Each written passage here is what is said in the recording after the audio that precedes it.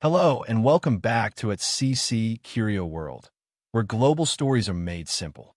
Today we dive into one of the most controversial moves in modern trade history, President Donald Trump's sweeping global tariffs in 2025.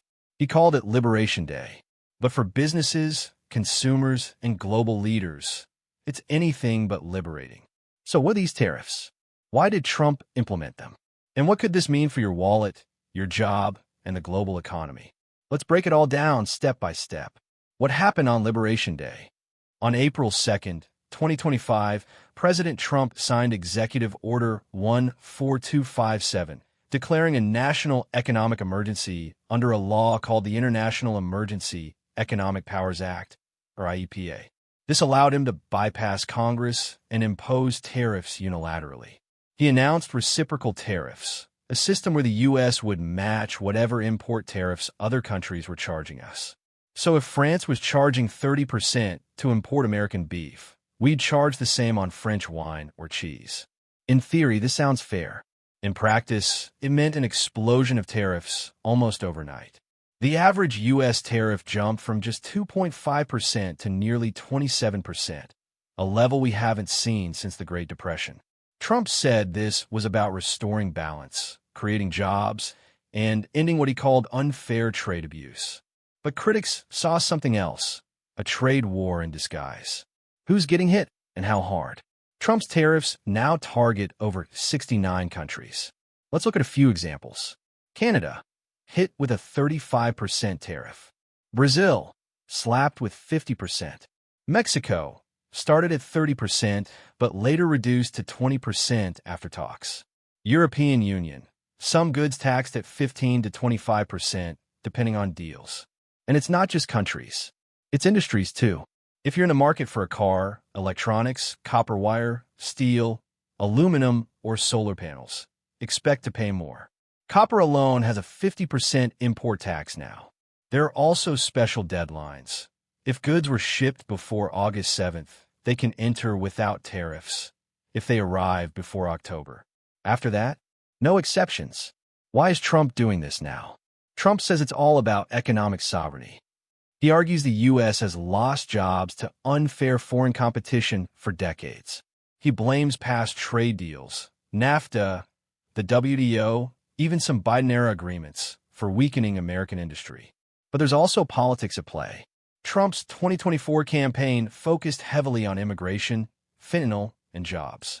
And by hitting Mexico and Canada with harsh tariffs, he's signaling strength to his base.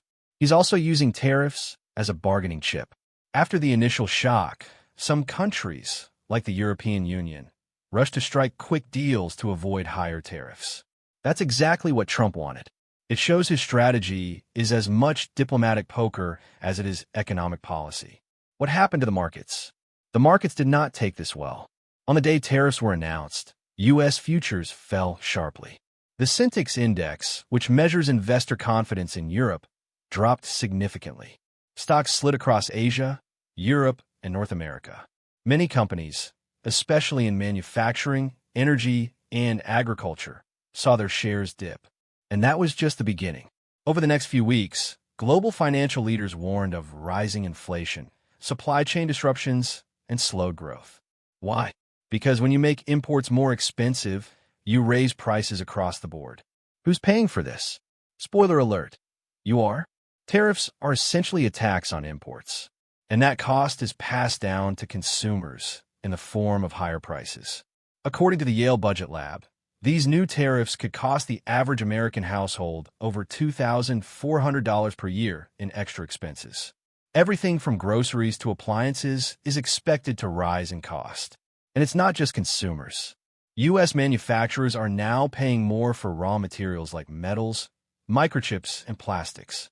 This raises the cost of making cars, computers, and machinery, hurting our own industries.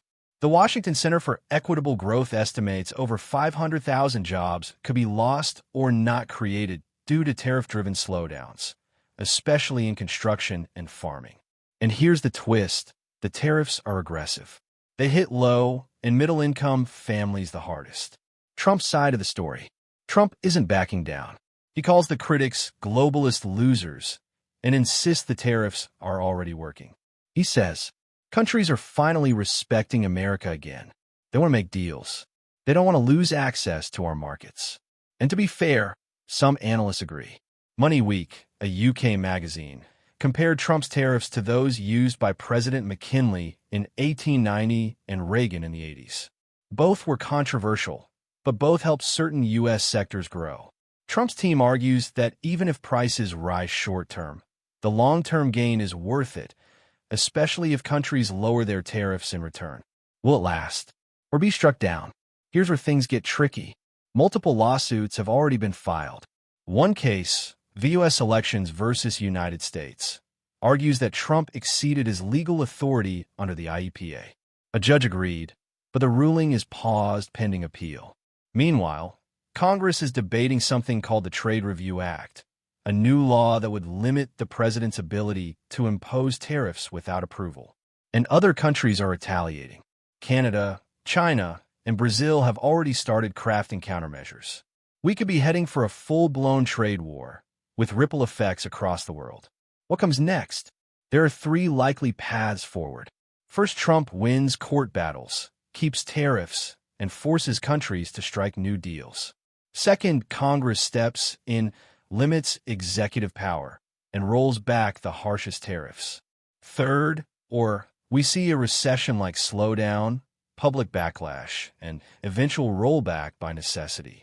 One thing's for sure, the world is watching. And so are everyday Americans as prices rise, job markets shift, and trade partners react. So, is this smart economic strategy or reckless protectionism? Is Trump defending American workers or risking a new Great Depression? Only time will tell. But one thing is clear, 2025 is shaping up to be a historic year in global trade. And the story is still being written. If you want more breakdowns like this, hit like, smash that subscribe, and drop a comment below. How do you feel about Trump's tariffs? Good move? Big mistake? This is at CC-CurioWorld, bringing the world's biggest headlines to your screen, one deep dive at a time.